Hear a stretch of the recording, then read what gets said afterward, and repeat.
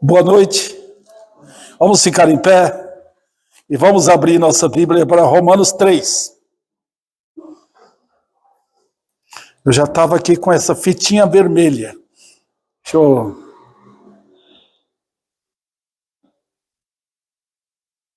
Ok?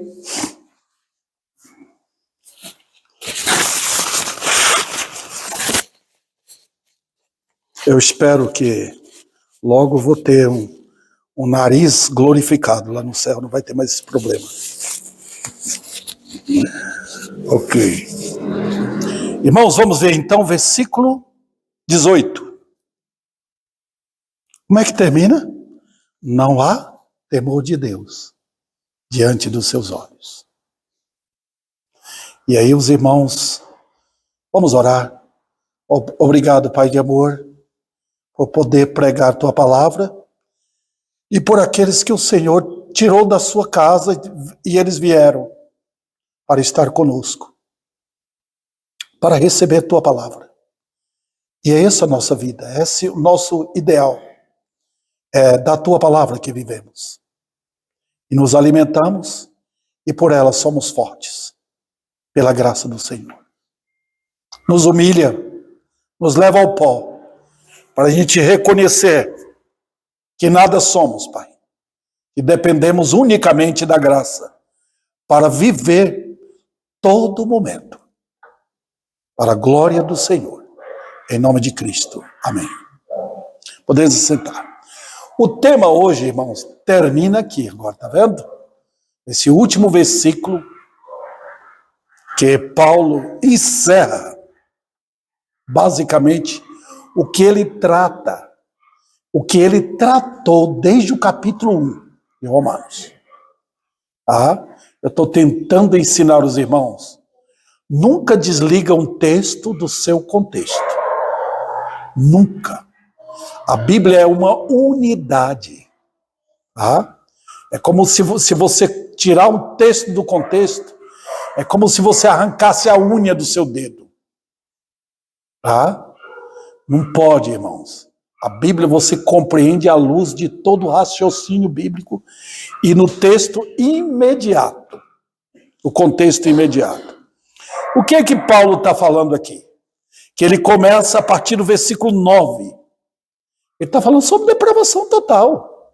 Os irmãos lembram que ele falou que todas as nações estão caídas no pecado.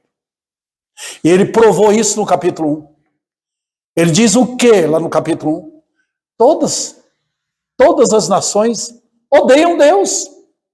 E que a ira de Deus é derramada do céu contra esses homens e mulheres no mundo inteiro. Porque, qual a razão? Eles excluíram a verdade. Eles pegaram a verdade e falaram, nós não queremos a verdade. Empurrou a verdade para lá. E para praticar tudo que não presta. E aí você vê o resultado. Onde começa o pecado, irmãos? O pecado começa no desprezo a Deus. Foi assim desde o Éden. O pecado, a gente pensa que o pecado é essencialmente beber, fumar, adulterar, fornicar, mas não é. Aquilo é consequência. O pecado, na essência, é não dar a Deus a glória que é devida a Ele. Isso aqui, irmãos, é de suma importância. É daí que começa tudo, irmãos. Então nós vimos as nações. Depois Paulo, no capítulo 2, ele passa para os judeus. Tá vendo? Gentios e judeus. Ele pega, depois, tá vendo aí? No versículo 9. Veja o final do versículo 9. De forma alguma, pois já temos demonstrado que todos, tanto judeus como gentios, estão todos debaixo do pecado. Tá vendo? E ele coloca pecado no singular, não é no plural, tá vendo? Porque o pecado aí é aquele poder dominante. Então o pecado é o pai dos pecados. Irmãos, percebeu agora? Então vamos lá. Aí, irmãos, ele vai. Quem não crê em depravação total, não crê na Bíblia. Porque Paulo coloca coisa aqui numa linguagem, irmãos. E ele não fica na linguagem dele. Ele pega versículos dos Salmos, ele pega versículos de outros textos do Velho Testamento e coloca tudo aqui. Ele trata, nota, não há justo, versículo 10, não há quem entenda, ele vai no raciocínio, não há quem busque a Deus, está vendo aí? Ele diz que todos, ele coloca todo mundo junto. Um foi para um lado, outro foi para o outro, foi para o norte, foi para o sul, outro foi para o ocidente, o oriente, e assim cada um segue o seu próprio caminho. Cada pessoa neste mundo é um deusinho separado. Tá? Veja mais, irmãos. Aí no setor social, ele entrou, ele falou, não há quem faça o bem. Ah, mas eu dou cesta básica. A Bíblia diz, não há quem faça o bem. Tá? Eu tratei sobre isso também. Nenhum sequer. Aí o que ele faz? Ele pega o homem, ele deita na mesa e pega aquela faca e começa a cortar. Faz, sabe? Ele começa a cortar e mostra a garganta dele, o que tem lá dentro. Olha aí, irmãos. É sepulcro aberto. Tá? Você quer ver o homem no pecado? Olha o que ele fala. Ouça. Só imoralidade, só coisas que não prestam. É o sepulcro aberto. Com a língua ele mente, tá vendo? Urdem engano. E diz que veneno de víbora está nos seus lábios. Depois ele vai com a boca está cheia de maldição, de amargura. Você não vê o ímpio dando glória a Deus. Nem dá glória a Deus quando as coisas estão boas. Tem emprego, tem carro, tem dinheiro, tem comida. E quando chega as desventuras na vida, eles com suas bocas lançam amargura, ódio, maldição contra Deus. E são os seus pés, versículo 15, onde chega, irmãos? Velozes para derramar sangue. Eu preguei sobre isso, os irmãos lembram? O título foi Pés Assassinos. Você sabia, querido irmão, se você não fosse crente e Deus lhe soltasse, você sairia matando as pessoas? O povo só não faz isso porque a mão de Deus retém. Não deixa. Se Deus solta, eles vão fazer isso. Eles fazem. Quando prejudica o próximo, mente, rouba do próximo, maltrata os mais fracos. Estão matando as pessoas. O ser humano no pecado é assim. Se Deus soltar, eles vão fazer isso. Também, aí você olha o caminho deles. Faz uma filmagem. Passa o filme do ser humano. Vai passá-la naquele dia do juízo. Para quem não é crente em Cristo. Vai passar o filme da vida. Tá vendo? Por onde você andou, o que você falou, toda a vida do homem vai ser passada. Lago de fogo. E o que mais? Diz, nos seus caminhos há o quê?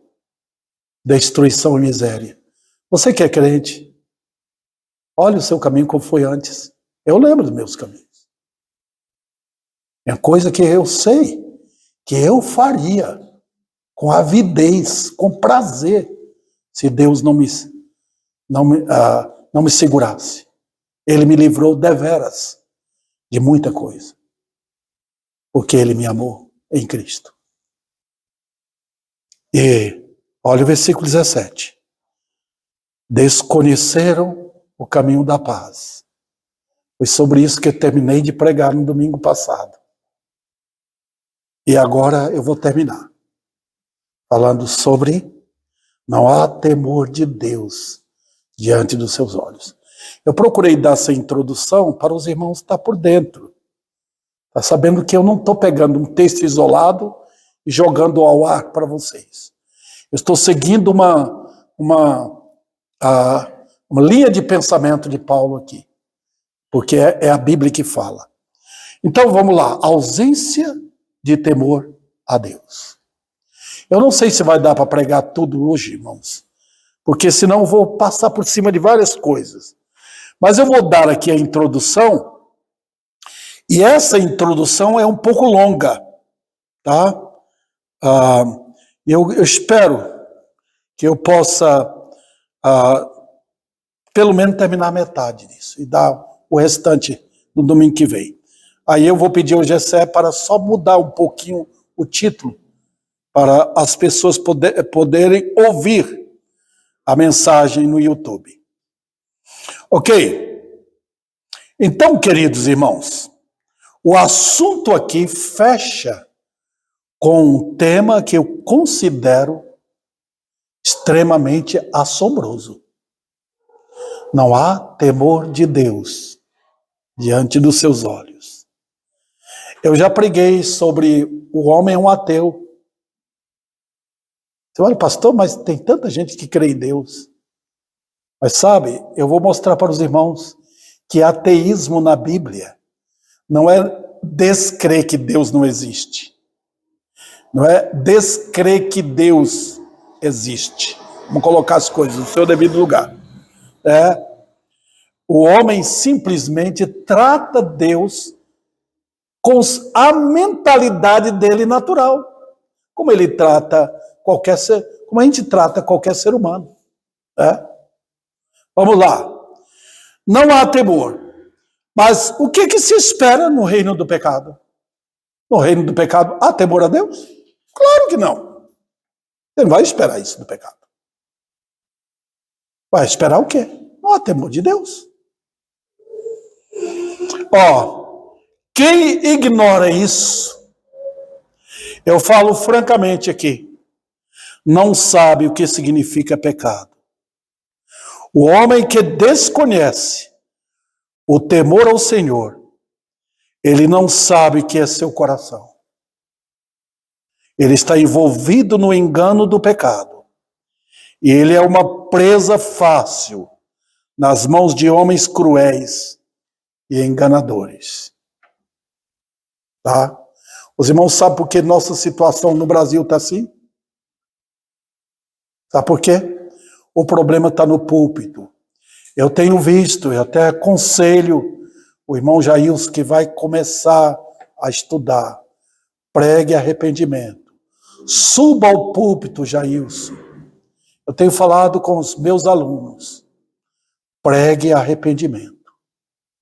Pregue aos pecadores. Sabe por quê, irmãos? Quem não conheceu arrependimento não sabe o que é temor a Deus.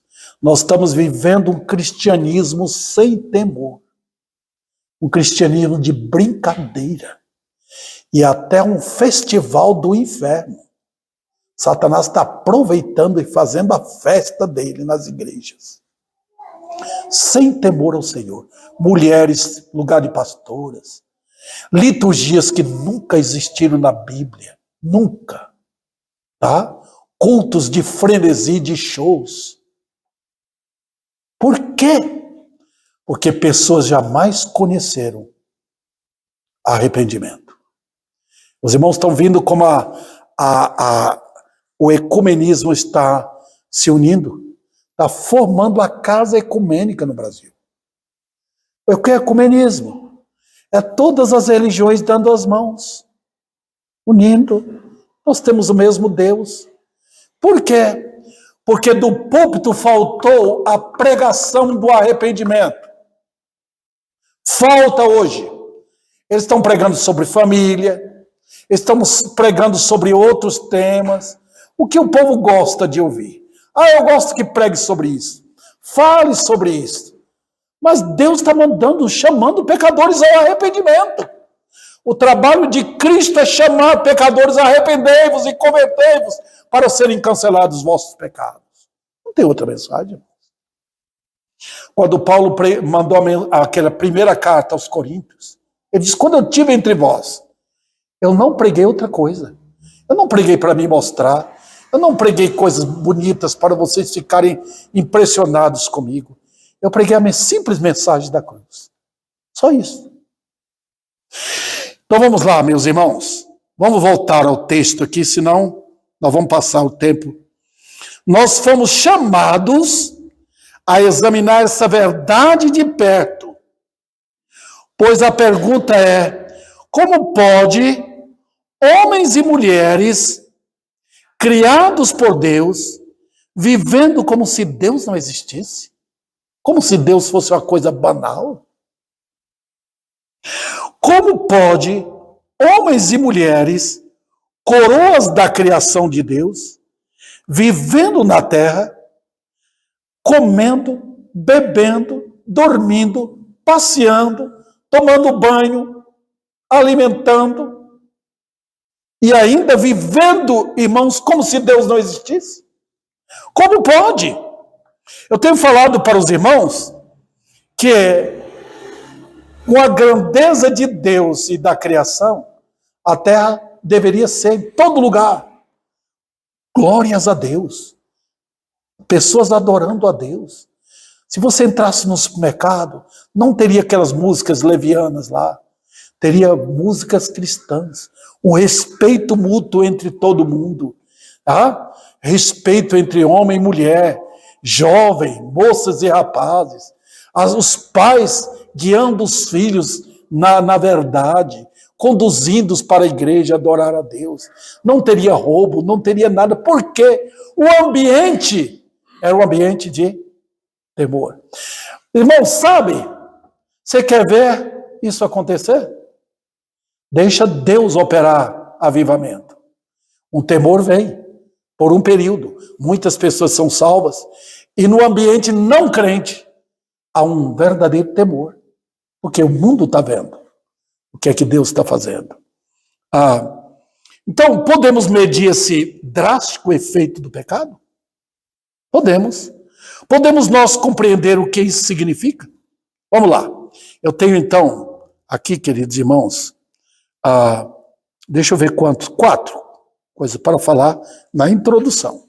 Primeiro, o que aprendemos é o seguinte, que ao retirar o temor do Senhor, o pecado cria, presta atenção, irmãos, o pecado cria seu próprio sistema de divindade. É o que vemos em Romanos, a partir do versículo 18. Deus não existe. Vamos criar o nosso próprio Deus? Está vendo o que o pecado faz? Os irmãos já estão cansados de ouvir sobre o bezerro de ouro. Lembra? A Moisés não aparecia. Ninguém via Deus, porque Deus é invisível. Então vamos criar o nosso próprio Deus. Todo mundo deu ouro. Todo mundo deu. Milhares de pessoas começaram a formar e fizeram o bezerro mesmo. Esse é o nosso Deus. É assim que o homem vive. O pecado cria seu próprio conceito de divindade. Os irmãos podem perceber na linguagem, na mente de cada pessoa no mundo, ele tem o seu tipo de Deus. Esse é o meu Deus. Esse é o meu Deus. Então ele procura uma igreja que assemelha nos seus cultos ao que eles creem. É que isso que eles buscam. Eles procuram Deus que vai dar sorte, que vai dar dinheiro, que vai tirar o problema de enfermidade. Eles sempre estão procurando um Deus que combine com aquilo que eles creem. Veja, irmãos, eles criam uma divindade igual a qualquer criatura, que está longe. Assim como os homens distanciam dos outros. Nós distanciamos uns dos outros. Então não concebemos um Deus presente. Está vendo? Eu não consigo, vamos dizer assim, conceber eternamente um Deus que está aqui presente. Que sabe dos meus pensamentos, sabe o que vai na minha boca, sabe o que está lá dentro tudo. Ele não está aprendendo. Ele já sabe. Eu não consigo conceber, porque eu convivo num ambiente onde tudo é limitado. Então eu crio um Deus limitado. Segundo lugar, ao retirar o temor do Senhor, o que acontece? O pecado traz o orgulho ao coração, que faz o ser criado desejar ser igual ao Criador. Então nós vemos em cada ser humano que ele é elevado às alturas em querer honras e glórias. Está vendo? Se tem uma coisa, irmãos, que Deus nunca tolera, ele não tolera que ninguém pegue a glória e a honra para si, porque só pertence a ele. Herodes tentou fazer isso, foi morto, comido de verme. Qualquer pastor, qualquer missionário, qualquer pessoa que buscar a glória para si, ele vai ter com Deus. Deus nunca divide a glória dele com ninguém. Mas no pecado, cada ser humano, ele quer se elevar às alturas. Ele quer ser, vamos dizer, um Deus especial. Ele quer as honras do mundo, ele quer a fama do mundo, ele quer as amizades do mundo, ele quer o dinheiro. Enfim, numa linguagem só, ele quer o mundo inteiro. Está vendo? É o que o pecado faz.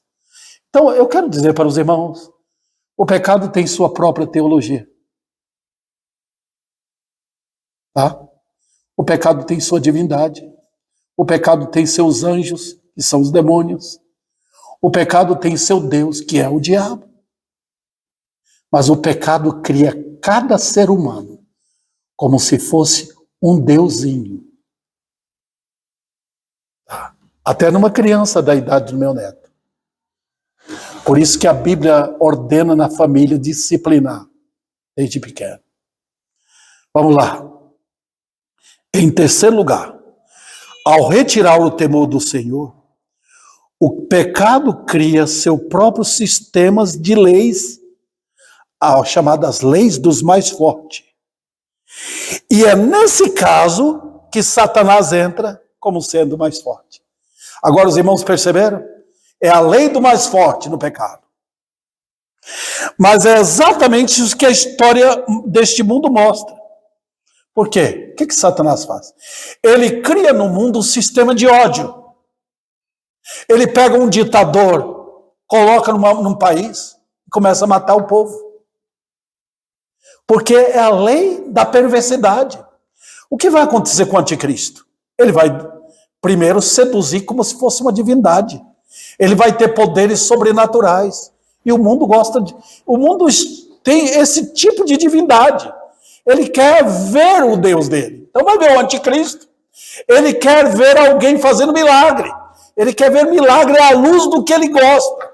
Então ele não compreende que tudo que ele tem é milagre de Deus. Ele quer ver as coisas. Você lembra dos judeus? Faz milagre. Você lembra quando Jesus estava perante Herodes? Herodes ficou lá olhando. Será que ele vai fazer um milagre? Não fez nada. Por quê? O homem é assim. Ele quer um espetáculo no mundo. Esse é o tipo de divindade. E então, queridos irmãos, Satanás toma e usa um sistema de ódios para que elementos se tornem cheios de poder para dominar seus semelhantes. Sempre foi assim. Nós temos um sistema democrático aqui no país. Na democracia, cada um é seu Deus. E eles vigoraram tanto democracia hoje, tanto, que cada um quer hoje ser o seu próprio Deus. Não preciso de pai, não preciso de mãe, não preciso de marido, não preciso de mulher, eu não preciso de igreja, não preciso de pastor, eu quero seguir meu próprio sistema de vida. Isso é a democracia demoníaca, irmãos. Está vendo? Cada um é um Deus próprio.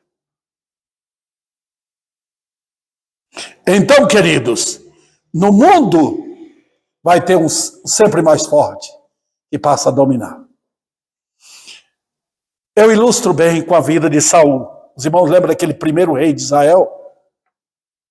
Quem foi Saul? Saul foi um ímpio. Ele foi o homem que o povo quis, que a democracia buscou. Vamos eleger ele o que nós queremos. Eles olharam para a aparência. Eles não olharam para o coração. Saul era bonito daqui para cima, mas o coração era perverso. Então, quando ele tinha o controle do reino, ele quis dominar, ele desobedeceu a Deus, e ele quis trazer o reino para si. Ele era daquele tipo que queria. Então, Davi foi o oponente dele, e ele então passou a perseguir. Com crueldade. Solta o homem do pecado. E os irmãos nem imaginam o que eles são capazes de fazer. Em quarto e último lugar nessa introdução, ao retirar o temor do Senhor, os homens querem se revestir das mesmas prerrogativas da divindade, mesmo vendo as impossibilidades pulando perante os seus olhos. Lembra de Faraó e outros elementos como Nabucodonosor, Herodes? Nós sabemos o quanto o pecado incita a agir assim, desde que entramos neste mundo. E agora os irmãos percebem como os filhos querem matar os pais, pais matando os filhos, desonestidade, desrespeito no lar. Por quê? Esse é o resultado de quando retira o temor de Deus numa família. Então, ao nascer no pecado, já irromperam nesta vida, querendo ser alvo de atenção e dispostos a negar submissão à autoridade de Deus. Deixa eu ver quanto tempo eu preguei. Puxa, não vai dar tempo passar tudo, irmãos. Vou fazer o máximo aqui para dar os dois próximos pontos. Vamos então para o primeiro ponto. O que significa ausência de temor a Deus? Eu tenho 4 coisas para falar aqui. Primeiro, significa que o pecador percebe tudo à luz daquilo que é natural e não espiritual. Será que os irmãos entenderam? Deixa eu colocar em pedacinhos aqui, cortando em pedacinhos, em miúdos. Vamos lá. Veja bem, a ausência do temor ao Senhor significa que cada pecador percebe tudo que ele vê é da visão natural e não espiritual. Eu não posso temer a Deus se eu não tenho uma visão espiritual das coisas. Minha visão é natural. Eu vejo na base de tudo aquilo que eu olho, que eu ouço, que eu saboreio, que eu cheiro e que eu toco. Isso é a visão natural. A palavra natural na Bíblia significa o homem que vive como um animal. Ele é movido pela alma e não pelo espírito. Ele não tem uma visão que a Bíblia chama a visão da fé, que é dada por Deus. Então ele vê tudo assim. Isso é loucura. Acreditar na Bíblia. Acreditar nos escritos de Jonas, que ele foi engolido por uma baleia. Acreditar nisso. Eles chegam, irmãos, à loucura de sustentar teorias, de acreditar em mentiras. Eles são supersticiosos. Em Oséias, Deus diz para o povo: meu povo está tão iludido que acredita num pedaço de pau. Veja, queridos, até mesmo, deixa eu voltar aqui um pouco, no mundo do pecado, não há lugar para Deus, porque vivemos daquilo que é sensual. E quando a sensualidade toma conta, aí pronto, ninguém aguenta mais, irmãos. É tudo mais da base de comida, você pode perceber. Você quer ver um lugar lotado hoje? Chama para um churrasquinho, para uma festa, o povo vai. Para uma bebida. Tudo que é sensualidade, o mundo vive disso. E como está, vamos dizer assim, descarrilhando o trem, o povo vive da sensualidade de sexo, de palavras imorais, de desrespeito, de tratar todos sem qualquer temor. Até com crianças fazem isso. Os irmãos perceberam? Onde vai chegando a sensualidade. Outro detalhe, queridos irmãos. Até mesmo os crentes devem desenvolver sua fé, senão ficam crentes naturais, carnais. Não tem aquela desenvoltura de examinar as coisas, de saber discernir. Nós estamos cheios de pessoas que são crentes assim em nossos dias. Vamos para o segundo subponto aqui. Significa ausência de temor a Deus que desde o nascimento até a morte o caminho será marcado, sabe pelo quê? Pela insensatez e não pela sabedoria e visão daquilo que é eterno. Observa, eu já falei do meu cunhado, casado com minha irmã. A vida dele eu conheci. Eu tinha a idade do Theo naquele tempo. E ele já era um moço. Mas a vida dele foi insensata até a morte. Está vendo o que acontece? É chamado curso deste mundo. Eu me lembro meus irmãos que morreram. Foram na igreja, foram. Mas não viram a vida do ponto de vista de Deus. Faltou sabedoria e morreram no pecado. Os irmãos percebem que o caminhar não é círculo. O caminhar é uma linha assim, desse jeito. Do nascimento até a morte, sem sabedoria. Porque o que é sabedoria? É temor a Deus? Não tem. Os irmãos perceberam agora o que acontece? Então morreram no pecado. Faltou o quê? Temor ao Senhor. Não tem. E quando a coisa é tão séria assim, Deus vai endurecendo o coração da pessoa. Chega um ponto que não fala mais. A Bíblia bate ali. E o coração está igual uma pedra. Não funciona mais. E ele morre no pecado. Os irmãos devem saber que Deus, aos poucos, ele fecha o caixão do ímpio e parafusa de um lado, parafusa do outro lado, até que não tem mais jeito.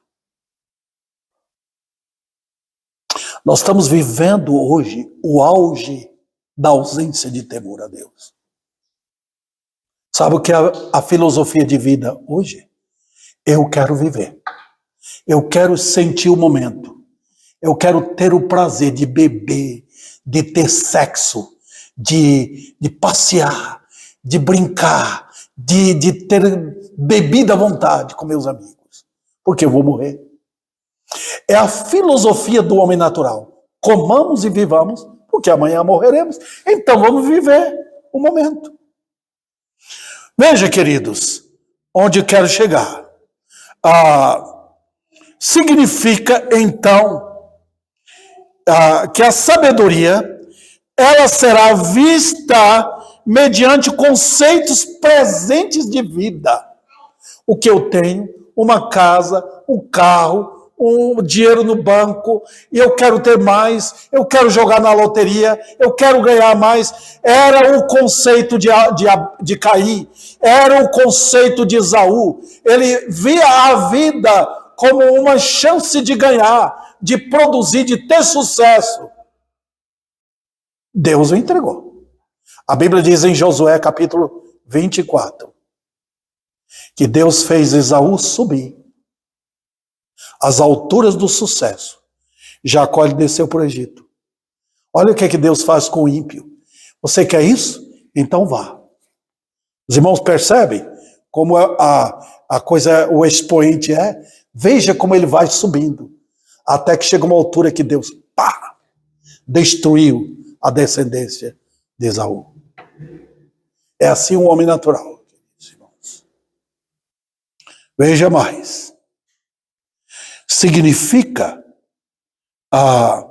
que em tudo, ausência de temor, que em tudo eles veem, estudam e compreendem, dirão o quê? Qual é? Eles vão dizer o quê?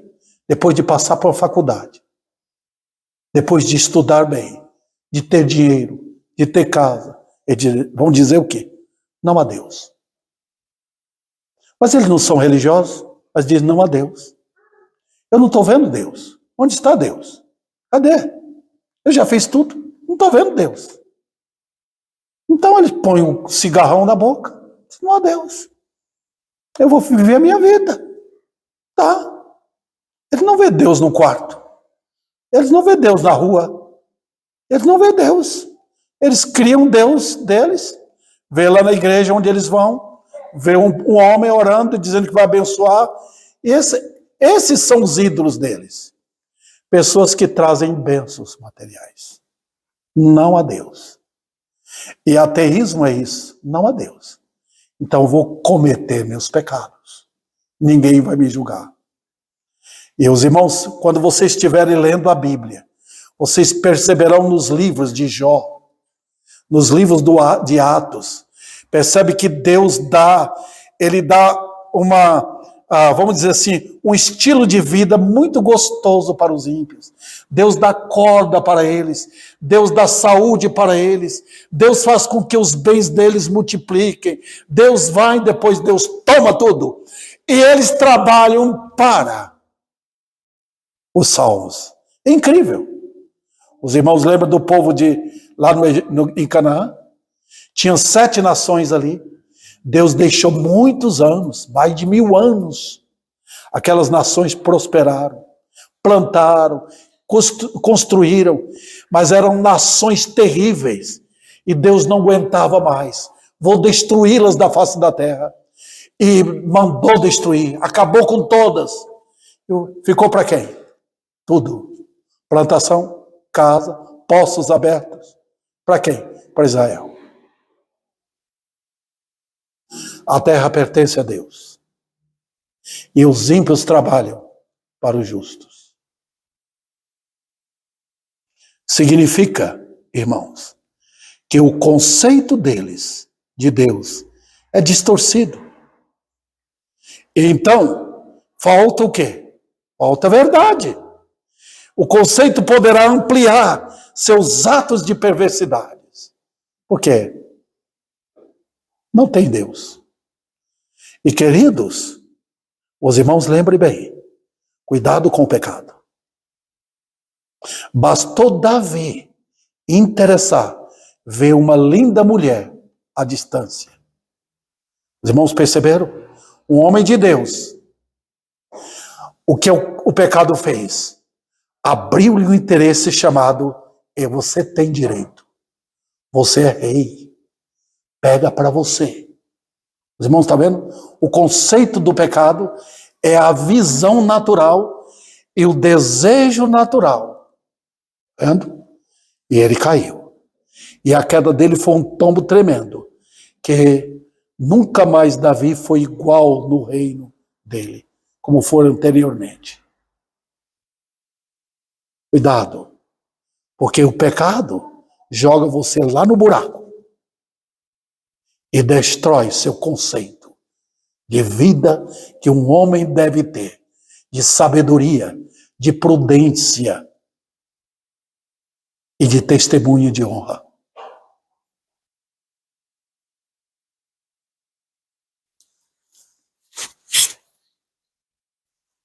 Meu tempo está acabando, irmãos. Dá tempo rapidamente falar um pouquinho do triste caminho sem o temor a Deus. Quão aterrorizante é esse caminho, irmãos. Como andar sem Deus no mundo?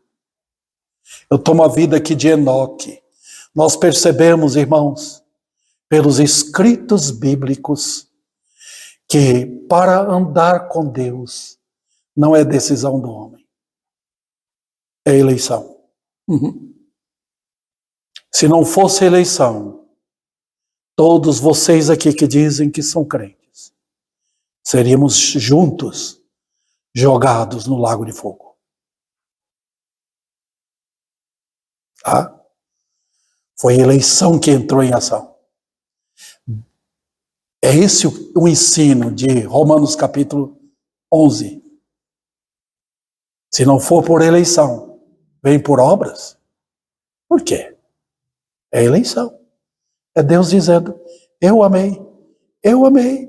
Põe seu nome agora. Meu nome é Davi. Eu amei Davi. Põe seu nome.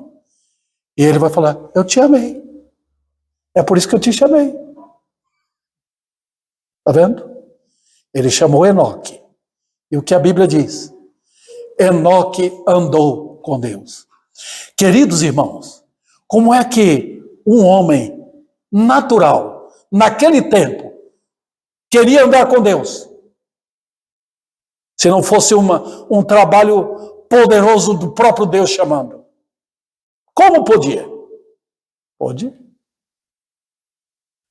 Enoque vivia numa época que a vida era longuíssima. 950 anos, 1000 anos, normal. A população era maravilhosa. O povo tinha de tudo. Naquele tempo, irmãos, não tinha pobreza e miséria, não. A terra produzia, dava tudo. Não tinha chuva. Jado regava a da terra aquilo que para a colheita. O povo trabalhava, mas eles eram super inteligentes por causa da criação. Deus não fez o homem para entrar numa escola e aprender o alfabeto. Ele fez perfeito. Os homens já tinham nível de faculdade naquele tempo. Já tinha ciência do que deveria fazer, armas e instrumentos musicais e outras coisas assim para o trabalho. Eles confiavam neles. Foi esse o reino que Caim criou. Eles confiavam neles, não em Deus. Só que uma visão sem Deus, a visão sem Deus é a visão que olha o presente. Esquece do passado, o futuro é tapado e eles vivem o presente. A vida está muito boa. Vamos comer, beber e divertir. Quando Deus disse, vou trazer o dilúvio. E queridos irmãos, Deus deixou sem aviso? Não. Olha Noé, com seu serrote, com seu martelo, fazendo tudo ali, com os filhos trabalhando.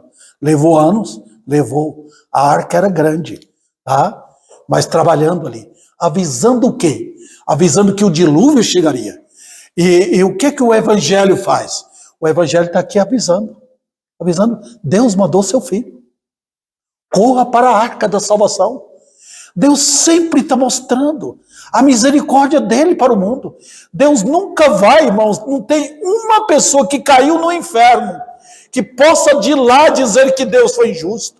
Não, ele sempre mostrou com largura, com longanimidade, com tempo, ele mostrou quem ele é, bondoso, compassivo, misericordioso. Ele mostrou. Então ele deu tempo. E é assim que ele faz com o evangelho agora. Por que eu estou pregando? Porque outros homens de Deus pregaram e pregam. Por quê? Porque Deus, na sua misericórdia, está avisando aos ímpios. O mundo vai fadado, está marcado para ser queimado no fogo. Vocês estão trabalhando para o nada. Vocês estão trabalhando para o fogo. Vocês estão ajuntando lenha para o dia da ira. Vocês estão brincando comigo. Eu estou dando tempo. Deus está falando com o homem natural. Ah, pastor, mas ele é homem natural, ele não entende. Ele é responsável. O homem é responsável em se humilhar perante Deus. Então ele apresenta o Salvador. Noé apresentou a arca. Ele não fez a arca para todo mundo entrar. Ele falou, faça a arca igual a minha. Ajunta com sua família. Faz a arca. Escape. Não foi assim com Ló?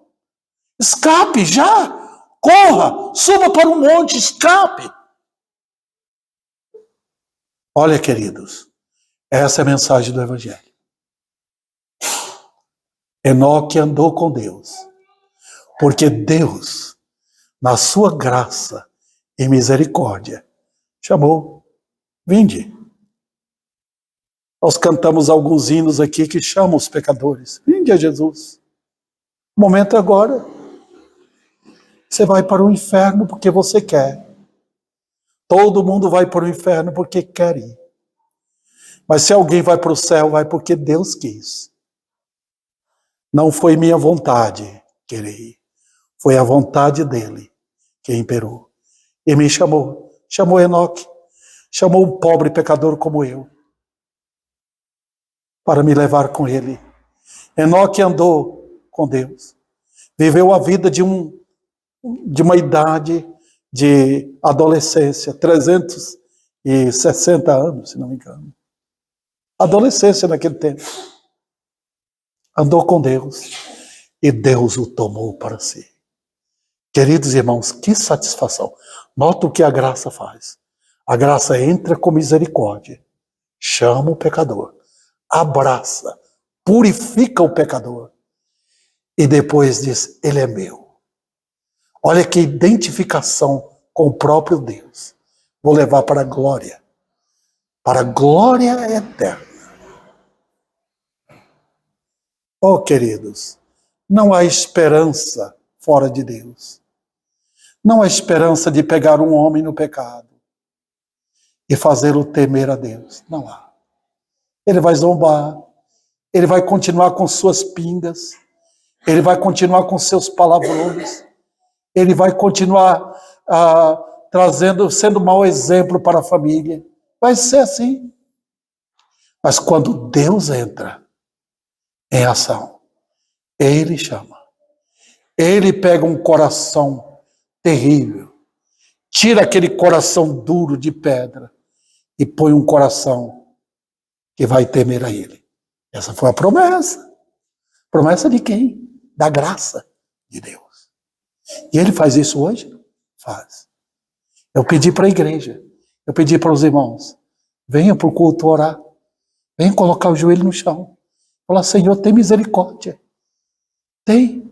Se não fosse a misericórdia de Deus, que seria de Nínive naquele tempo?